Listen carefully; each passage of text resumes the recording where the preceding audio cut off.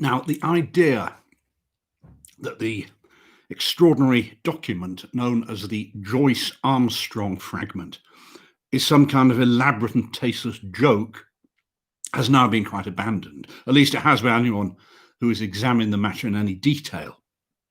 The most macabre of tricksters would hesitate before linking his morbid fantasies with the unquestioned and tragic facts which reinforce the statement.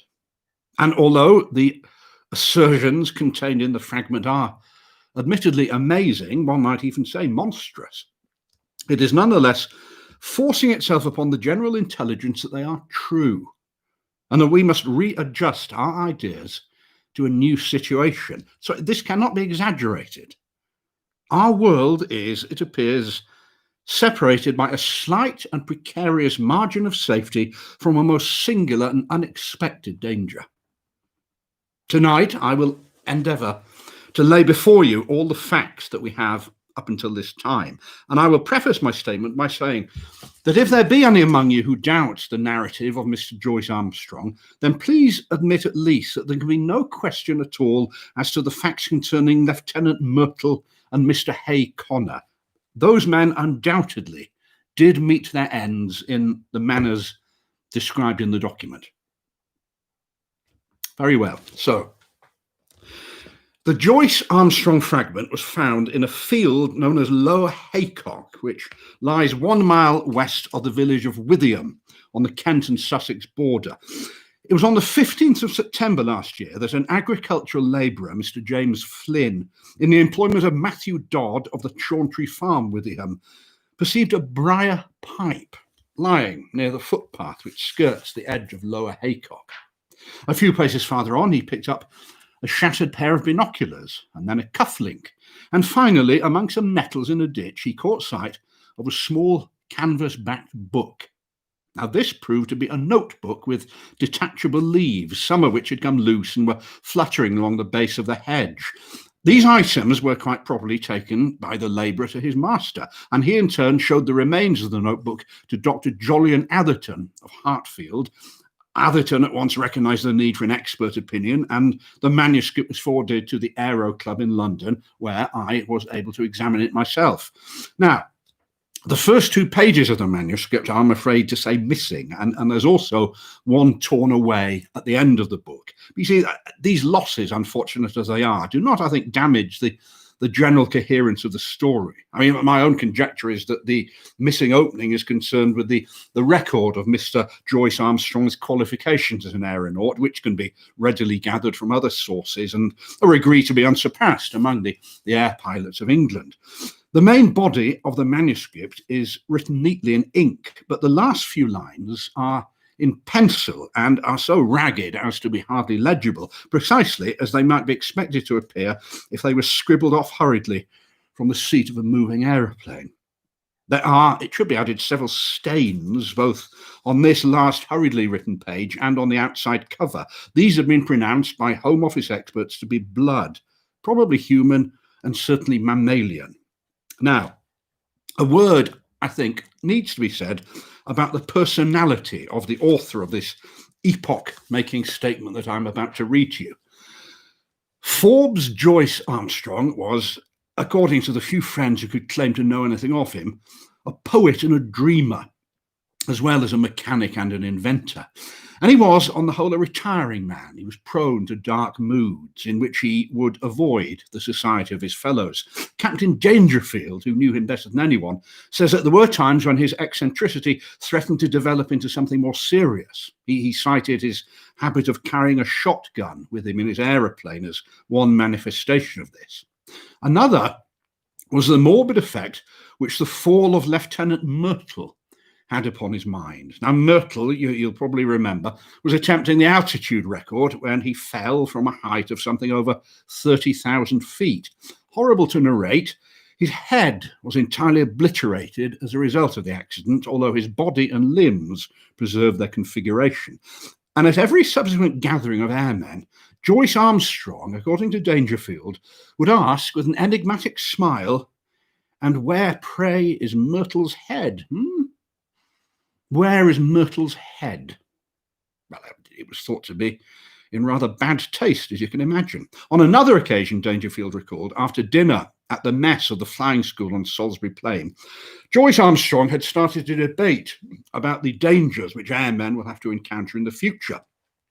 Having listened to various opinions about air pockets, faulty construction, overbanking, etc., he ended the discussion by shrugging his shoulders and refusing to put forward his own views, although he gave the impression that they differed markedly from any advanced by his companions. It's worth remarking here also, I think, that after his own disappearance, it was found that his private affairs were arranged with a precision which suggests, to me at any rate, that he had a strong premonition of disaster.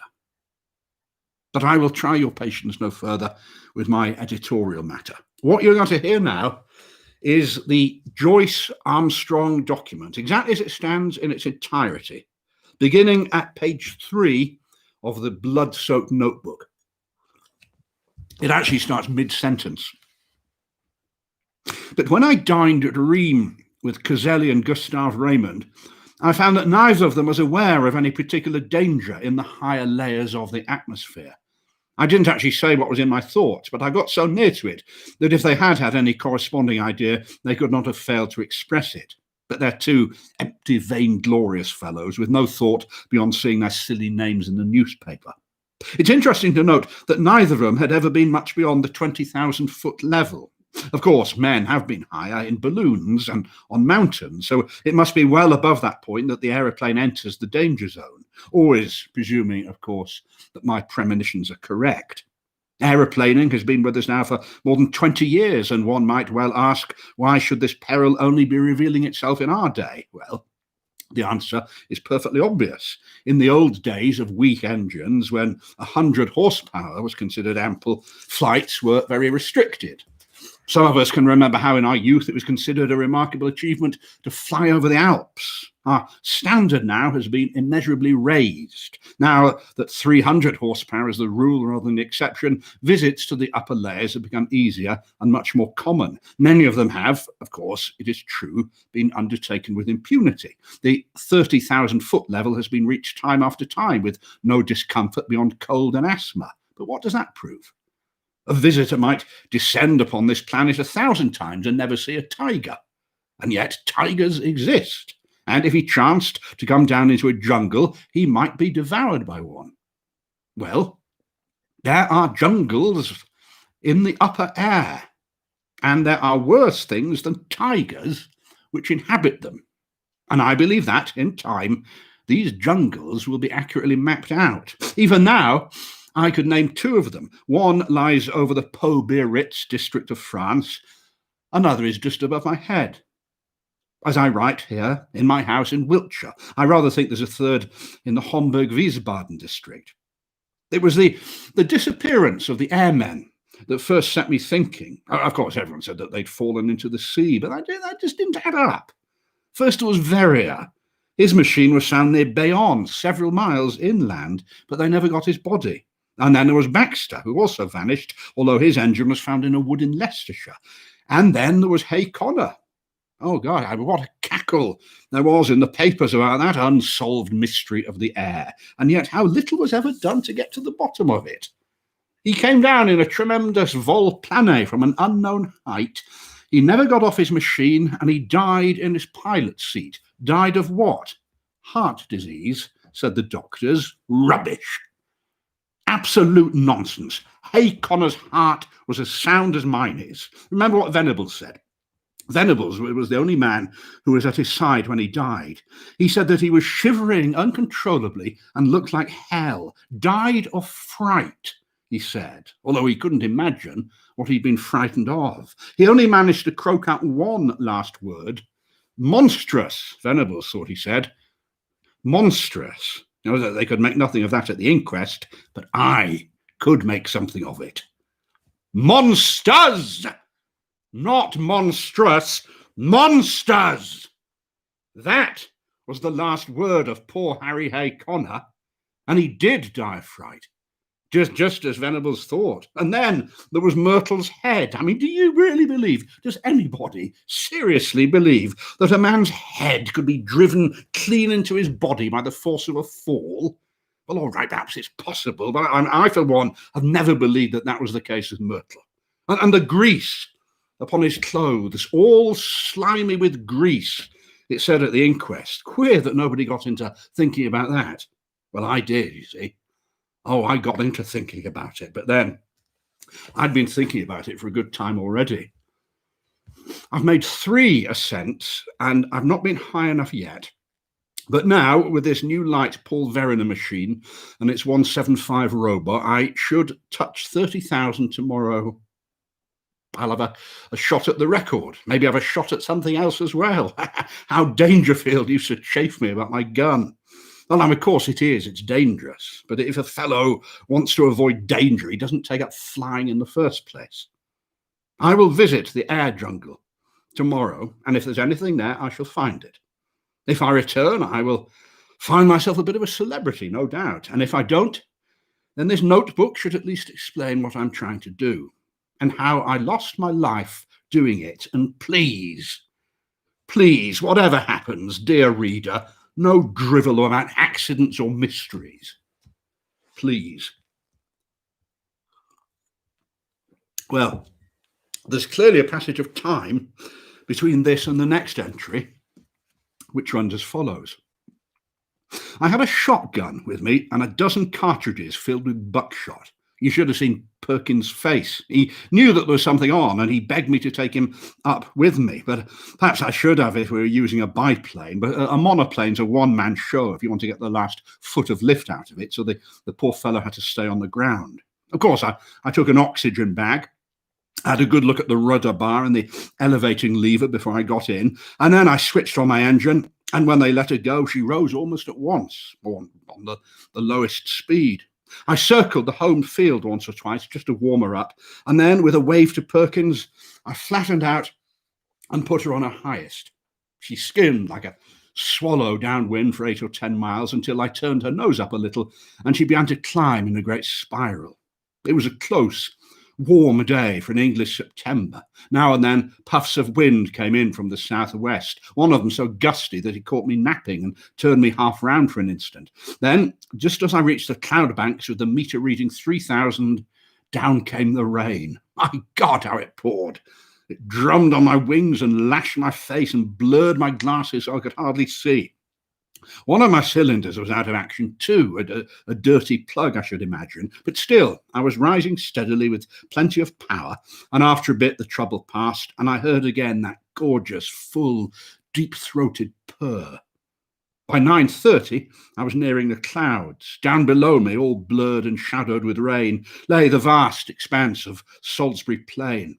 Half a dozen flying machines were doing hack work at the 1,000-foot level, looking like little black swallows against the green background. I dare say they were wondering what I was doing up in Cloudland. Then suddenly, a grey curtain drew across beneath me, and wet folds of vapour were swirling round my face. It was clammy and cold and miserable, but I was above the hailstorm, and that was something gained. The cloud was as dark and thick as a London fog, and in my anxiety to get clear, I cocked a nose up until the automatic alarm bell rang, and I began to actually slide backwards. My drenched and dripping wings had made me heavier than I thought, but presently I was in lighter cloud and soon had cleared the layer. There was a second, opal-coloured and fleecy at a greater height above my head, a white unbroken ceiling above, and a dark unbroken floor below, with the plane labouring upwards upon a vast spiral between them. It's deadly lonely in those cloud spaces. The wind down beneath me whirled and swayed the broad cloud plain. Once a great eddy formed in it, a whirlpool of vapour, and through it, as down a funnel, I caught sight of the distant world. And then the drift swirled inwards again, and the great solitude was once more unbroken. The engines were working beautifully, and we went droning steadily upwards. Now, the cloud bank was thicker than I'd expected, but at last it thinned out into a golden mist before me, and then in an instant I'd shot out from it, and there was an unclouded sky and a brilliant sun above my head. All blue and gold above, all shining silver below, one vast glimmering plain as far as my eyes could reach. It was 10:15, and the needle pointed to 12,800 feet. I'd hoped to reach an eternal stillness in these high altitudes. But with every 1,000 feet of ascent, the gale grew stronger. My machine groaned and trembled in every joint and swept away like a sheet of paper when I banked her on the turn, skimming downwind at a greater pace, perhaps, than ever mortal man has ever moved before. And yet, I had always to turn again and tack up into the wind's eye, for it was not merely a height record that I was after. By all my calculations, it was above Wiltshire that my air jungle lay, and all my labour might be lost if I stuck the outer layers at some farther point. When I reached the 19,000 feet level at about midday, the wind was so severe that I cast loose the parachute behind me and fastened its hook into the ring of my belt, ready for the worst. But she held together. She held together bravely. Every cord and strut was humping and vibrating, but it was glorious to see how, for all the beating and buffeting, she was still the mistress of the sky. There is surely something divine in a man, that he should rise so superior to the limitations which creation seemed to impose upon him. Rise, too, by such unselfish, heroic devotion as this air conquest has shown. I mean, don't talk to me about human degeneration. When has such a story as this been written in the annals of our race? These were the thoughts, anyway, in my mind as I climbed that monstrous inclined plane, with the wind sometimes beating in my face and sometimes whistling behind my ears, while the cloudland beneath fell away to such a distance that the folds and hummocks of silver had all smoothed out into one flat, shining plain. And then suddenly, I had a horrible and unprecedented experience. That huge, sweeping river of wind of which I've spoken had, it appears, whirlpools within it, which were every bit as monstrous as itself. And without a moment's warning, I was dragged suddenly into the heart of one of these. I spun round for a minute with such velocity that I almost lost my senses, and then fell suddenly, left wing foremost, down the vacuum funnel in the centre. I dropped like a stone. I lost nearly 1,000 feet. It was only my belt that kept me in my seat, and the shock and breathlessness left me hanging, half insensible, over the side of the fuselage. But I'm always capable of a supreme effort when it's needed. It's my one great merit as an aviator. I was conscious that the descent was slower. The whirlpool was a cone rather than a funnel, and I had come to the apex with a terrific wrench, throwing my weight all to one side. I levelled the plane and brought a head away from the wind. In an instant, I'd shot out of the eddies and was skimming down the sky. And so, shaken but victorious, I turned her nose up and began once more my steady grind on the upward spiral. Just after 1 o'clock, I was 21,000 feet above the sea level, and with every 100 feet of ascent now, the air grew stiller and thinner. For the first time, I unscrewed the mouth of my oxygen bag and took an occasional whiff of the glorious gas. I could feel it running like a cordial through my veins, and I was exhilarated almost to the point of drunkenness. I shouted and sang as I soared upwards into the cold, still outer world. It was bitterly cold, and then my thermometer was at 0. At 1:30, I was nearly 7 miles above the surface of the earth. I found, however, that the rarefied air was giving markedly less support, and that my angle of ascent had to be lowered in consequence. It was also clear that even with my lightweight and strong engine power, there was a point in front of me where I would be held. To make matters worse, one of my sparking plugs was in trouble again, and there was intermittent misfiring in the engine. My heart was now heavy with the expectation of failure. And it was about that time that I had a most extraordinary experience. Something whizzed past me in a trail of smoke and exploded with a loud hissing sound, sending forth a cloud of steam. I mean, for the instant, I could not imagine what had happened. And then I remembered that the earth is forever being bombarded by meteor stone and would hardly be inhabitable were that not in nearly every case turned to vapor in the outer layers of the atmosphere. Now, this is a new danger for the high altitude man, because 2 others passed me when I was nearing the 40,000 foot mark. I cannot doubt that at the edge of the Earth's envelope, the risk would be a very, very severe one. The barograph needle now marked 41,300 when I became aware that the machine had at last reached its limit. I had to accept now that if I'd not already reached the zone for which I was searching, then I would not achieve it on this journey. But was it not possible that I already had attained it? I was soaring in circles like a monstrous hawk above the 40,000-foot level.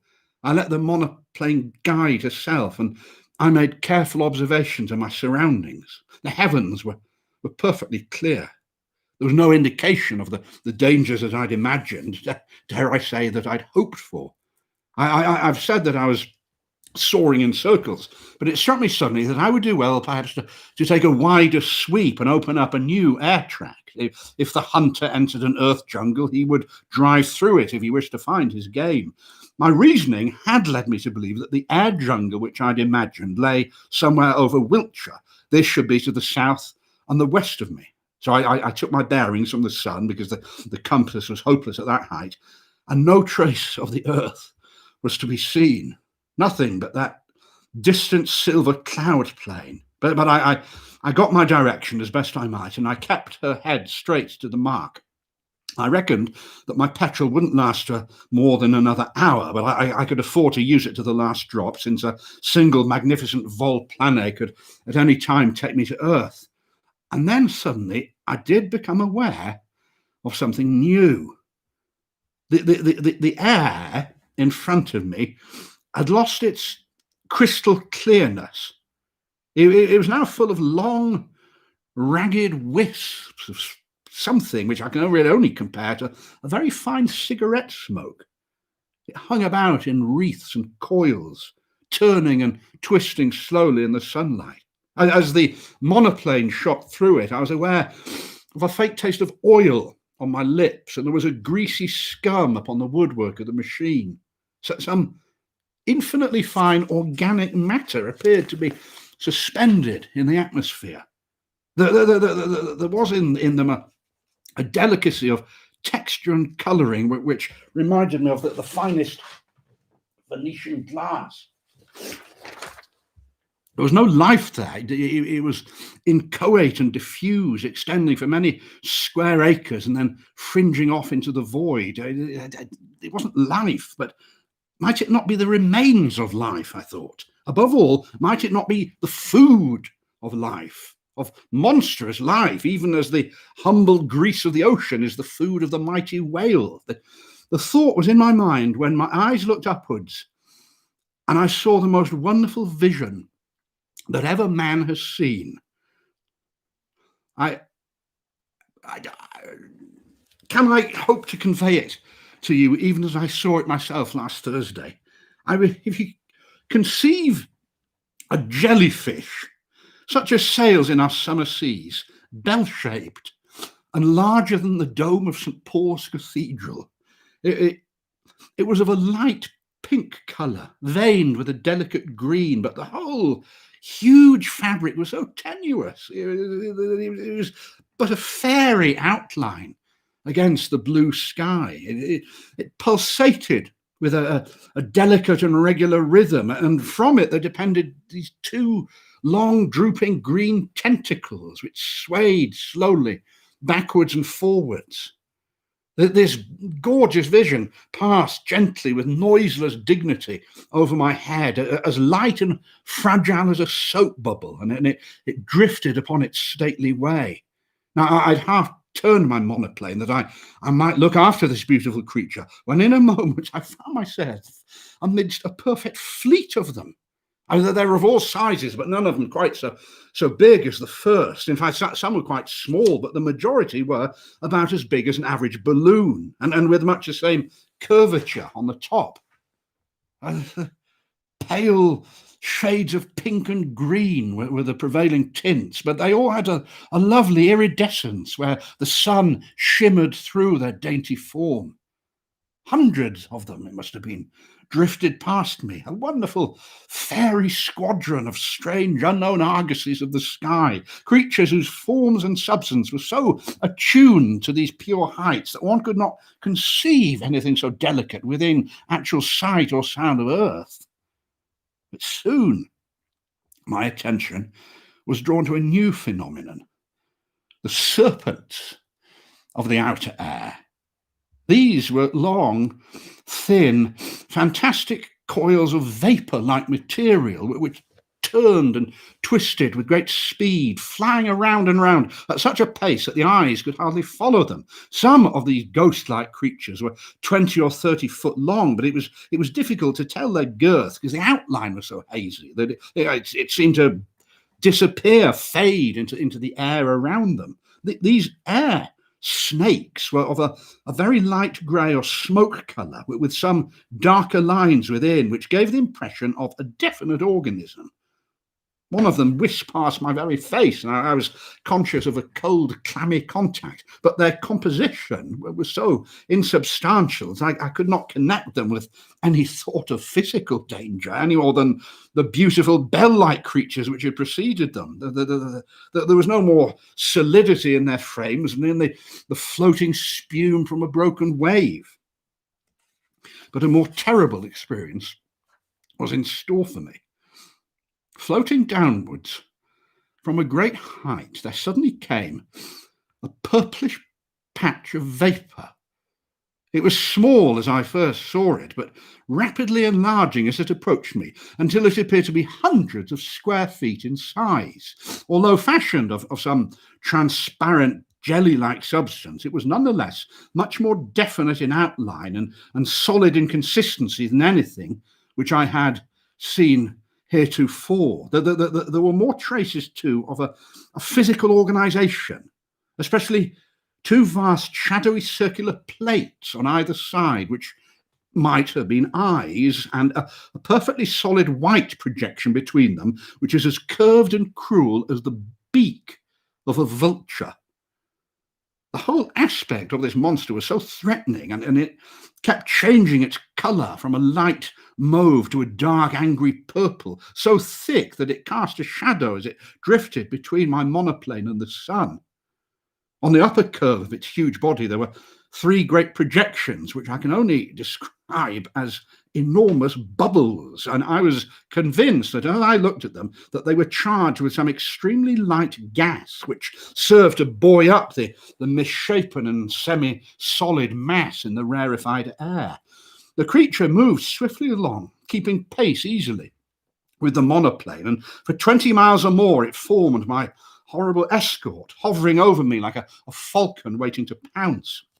Its method of progression, done so swiftly that it wasn't easy to follow, was to throw out a long glutinous streamer in front of it, which in turn seemed to draw forward the rest of the writhing body. So elastic and gelatinous was it that never for 2 successive minutes did it maintain the same shape, and yet each change made it more threatening and loathsome than the last. Now, I knew that it only meant mischief. Every purple flush of its hideous body told me this. The vague, goggling eyes, which were turned always upon me, were cold and merciless in their viscid hatred. I dipped the nose of my monoplane downwards to escape it, and as I did so, quick as a flash, there shot out a long tentacle from this mass of floating blubber, which fell as light and sinuous as a whiplash across the front of the machine. There was a loud hiss as it lay for a moment across the hot engine, and it whisked itself away into the air again, while the huge flat body drew itself together as if in a response to pain. I dipped, and again another tentacle fell over the plane and was shorn off, this time by the propeller, as easily it might have cut through a wreath of smoke. A long, gliding, sticky, serpent-like coil came from behind and caught me around the waist, dragging me out of the fuselage. I tore at it with my fingers sinking into the smooth, glue-like surface. In an instant, I disengaged myself, only to be caught around the boot by another coil, which gave me a jerk that tilted me almost onto my back. As I fell over, I blazed off both barrels of the gun, although it felt like attacking an elephant with a pea shooter. And yet I clearly aimed better than I knew, because with a loud report, one of the great blisters upon the creature's back exploded with the puncture of the buckshot. It was clear that my conjecture had been right, and that these vast bladders were distended with some lifting gas, for in an instant the huge cloud-like body turned sideways, writhing desperately to find its balance, while the white beak snapped and gaped in horrible fury. But already I'd shot away by then on the steepest glide that I dared to attempt, my full engine on, the flying propeller and the force of gravity shooting me downwards. Far behind me, I saw a dull, purplish smudge growing swiftly smaller and merging into the blue sky behind it. I was safely out of the deadly jungle of the outer air, and I was once out of danger. I throttled my engine, because nothing tears a machine to pieces quicker than running on full power from a height. It was a glorious spiral volplane from nearly 8 miles of altitude, first to the level of the silver cloud bank, then to that of the storm cloud beneath it, and finally in beating rain to the surface of the earth. I saw the Bristol Channel beneath me as I broke the clouds, but I got 20 miles inland before I found myself stranded in a field half a mile from the village of Ashcombe. And there, well, I managed to get 3 tins of petrol from a passing motor car, and at 10 minutes past 6 that evening, I alighted gently on my own home meadow at Devizes, after such a journey as no mortal upon earth has ever taken yet. I have seen the beauty, and I have seen the horror of the heights. And greater beauty or greater horror than that is not within the ken of man. And now it is my plan to go once again before I give my results to the world. I must have something to show by way of proof before I lay my tale before my fellow men. I mean, it's true that others will soon follow and confirm what I've said, and yet I want to carry conviction from the first. Those lovely iridescent bubbles of the air, they shouldn't be difficult to capture. They drift so slowly on their way, and a plane could easily intercept their leisurely course. It's likely that they dissolve perhaps in the heavier layers of the atmosphere, and that some small heap of amorphous jelly might be all that I could bring back to Earth with me, and yet there'd be something surely by which I could substantiate my story. I will. I'm going to go again, whatever the risk. These purple horrors did not seem to be so numerous. It's unlikely that I shall see one again, and if I do, of course, I shall dive at once. I mean, at the worst, there's always the shotgun and my knowledge. And here, I'm afraid, a page of the manuscript is unfortunately missing. On the next page of the manuscript are these lines written in large, straggling writing. 43,000 feet. I shall not see Earth again. They're beneath me, 3 of them. God help me. It's a dreadful death to die. And that, in its entirety, is the Joyce Armstrong statement. Of the man, nothing has since been seen. Pieces of his shattered monoplane were picked up, as you know, on the borders of Kent and Sussex, within a few miles of the spot where the notebook was discovered.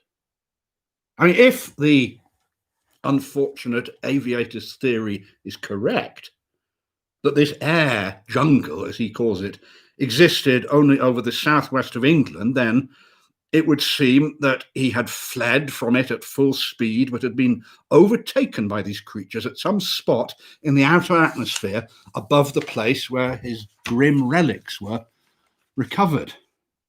Now, the picture of That monoplane skimming down the sky with the nameless terrors flying as swiftly beneath it and cutting it off always from the earth while they gradually closed in upon their victim. Well, it's one upon which a man who values his sanity would not prefer to dwell, and I value my sanity.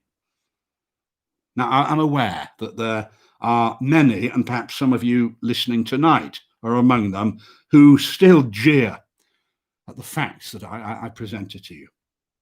But even you must admit that Joyce Armstrong has disappeared. He is no longer to be counted among the living. And I would commend to you his own words. This notebook should at least explain what I'm trying to do and how I lost my life doing it. But please, please, whatever happens, dear reader, no drivel about accidents or mysteries. Please